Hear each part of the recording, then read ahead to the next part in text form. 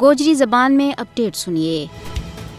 بھارتی فسطائی حکومت نے کشمیری ممتاز علماء دین نہ غیر قانونی طور پر گرفتار کر کے ان کی آواز نہ دبان کی ایک مذموم کوشش کی ہے، جس کی پاکستان نے سخت سخنامہ مذمت کی ہے۔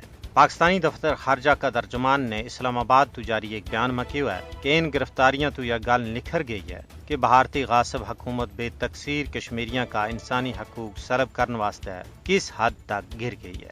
انہوں نے کہا کہ جد کہ ایک پاسے پہلے کشمیر کی حریت قیادت جھوٹا اور بے بنیاد الزامات کے تحت پس دیوار زندہ ہیں، تعاون جید علماء کرام کی غیر قانونی نظر بندی کشمیری عوام نہ ان کی منفرد مذہبی اور ثقافتی پچھاڑ تو محروم کرنے کی ایک اور ناکام کوشش ہے۔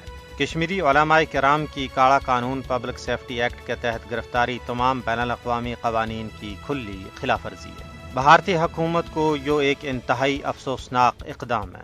ان علماء کرام نہ صرف بلا جواز گرفتار کیے گئے بلکہ انہوں نے کشمیر تو کڑ کے ہندو اکثریتی علاقہ جموں کی جیلہ میں منتقل کیے ہوئے ہے۔